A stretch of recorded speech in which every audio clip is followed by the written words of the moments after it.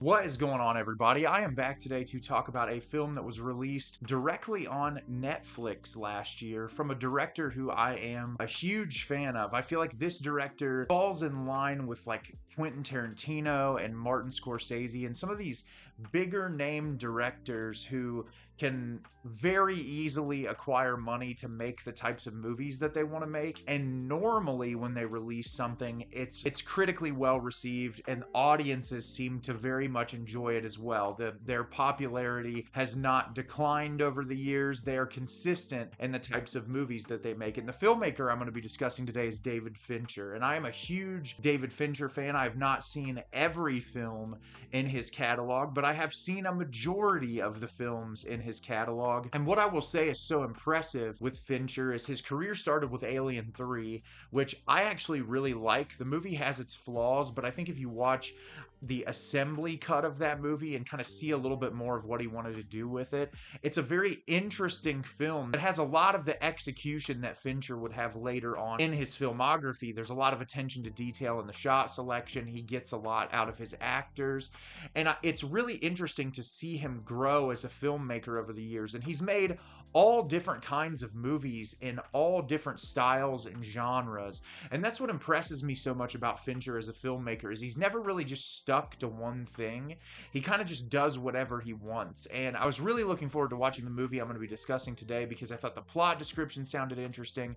It stars Michael Fassbender, who I'm a huge fan of. I think he's always incredible in whatever he shows up in. And the movie I'm going to be discussing with you today is The Killer. The Killer is directed by David Fincher. After a fateful near miss, an assassin battles his employers and himself on an international manhunt he insists isn't personal. So, as I said, I'm a huge fan of David Fincher. I was really excited to check this movie out, and I really enjoyed it. I will say I don't think this film necessarily resonated with me as much as a lot of Fincher's other work.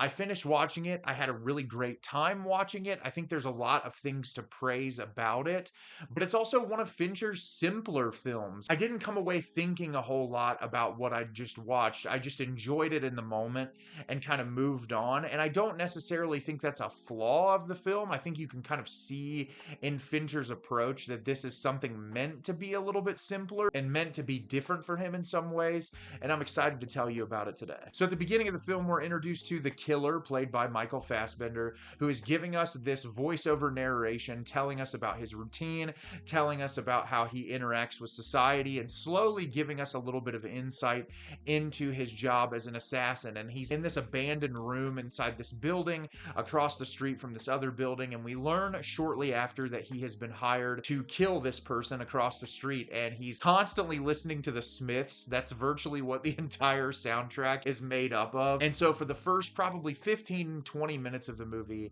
we're seeing his character getting to know a little bit more about him through his monologue sequences, and finally he attempts this kill. And when he shoots into the apartment, he ends up killing the wrong person and having to flee.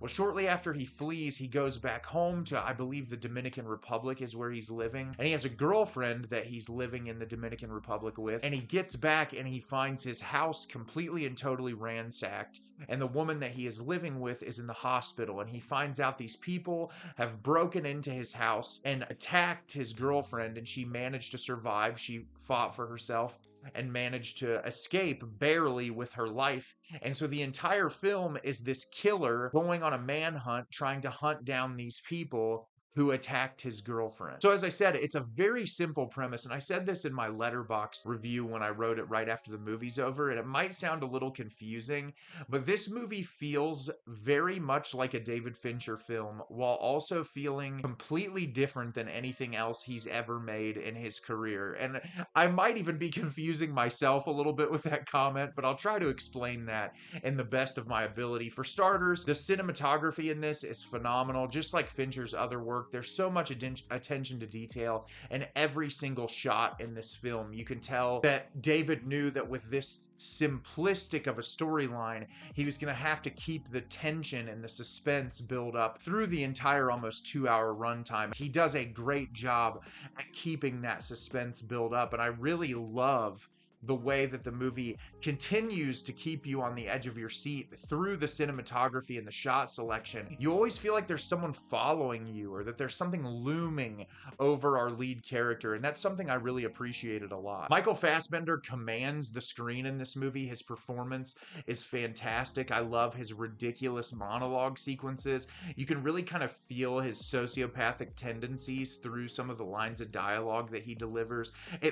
I saw a couple other people say this on Letterboxd, and I think it's a very accurate description in moments. It feels like the monologues that Michael C. Hall gave in the television show Dexter, where you're kind of getting in the mind of this person, and sometimes they say things and you're like, oh, that makes a little bit of sense, and then they'll say something later that's like, wow, this person's legitimately insane. And I really like how the director is able to try to get moments where you sort of feel for this person, but then immediately pulls you back into the reality of that they're an insane killer that's doing horrible things.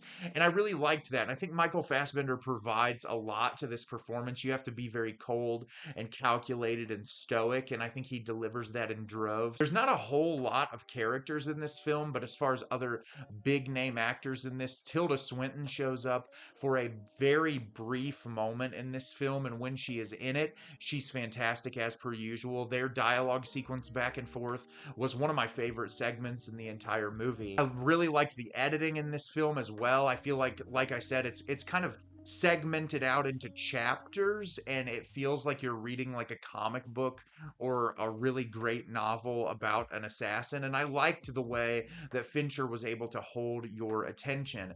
And all those things are a staple in Fincher's career, all those things I talked about. But what made this feel so drastically different than the other films in Fincher's catalog is it just felt so simplistic, like the most bare bones story imaginable. You're seeing this character carry out these actions, and we're legitimately just watching his experience. I feel like most of Fincher's films, no matter what they are, whether it's a biopic like Zodiac or The Social Network, or it's The Girl with the Dragon Tattoo, which is a very intense story, or something like Seven, he always has some underlying theme or narrative that you can unpack and that sits with you and resonates with you, that's deeper than just the story on the surface. And as far as my initial watch, and I could be wrong with this, but I just kind of followed along with this person who clearly has a mentality of how the world works, but doesn't even necessarily follow their own code of conduct in the type of work that they're conducting. And I thought that was really interesting, and I liked that. But aside from that part of the film, and this character knowing that his job gets people that he cares about in danger, it was pretty much just that. It was just the most simplistic story. And I'm not necessarily saying that there's anything wrong with that. It just felt very different for Fincher. As someone who I've always kind of spent time unpacking each and everything that occurs in his movies, this was just one where I kind of watched it at face value, and it was exactly what it was, and I had a really good time with it. I do think there are sequences in this film that get a little bit repetitive, which for Fincher is not normally the case. I don't feel like when I watch his movies normally that there's a lot of repetitiveness, or that there's sequences that I feel like could be trimmed out. But in this movie, I do feel like there were moments that could have been trimmed out and that could have made the movie a little bit more streamlined. I thought it was really interesting how much product placement there was in this film, but almost in a comedic way. It felt like every bit of product placement that was incorporated in this movie, I was laughing at most of it, just how absurdly over the top it was. Especially there's a sequence with Amazon towards the end of the film that was pretty funny how it was incorporated. And yeah, I don't have a lot more to say about the movie. I feel like it's very much you're gonna get what you're gonna get. There's not a whole lot more to unpack. It's just a really well performed, well shot, well executed movie that I think's really enjoyable. I don't necessarily see myself revisiting this as much as some of the other films in Fincher's catalog, but I will watch this again at some point to see if I pull anything else out of it that I didn't get from my initial watch. So have you seen The Killer? Did you love it? Did you hate it? Leave me a comment down below. Let me know what you thought. I thought this was a really great movie that was really well shot and well directed, but a lot simpler than Fincher's other work. As always, if you can like the video and subscribe to the channel, it helps me out a lot and lets me know the type of content you're looking for. I'm always putting out new material and look forward to getting more out for you in the near future. And as always, everyone, thank you so much for watching, and have a great rest of your day.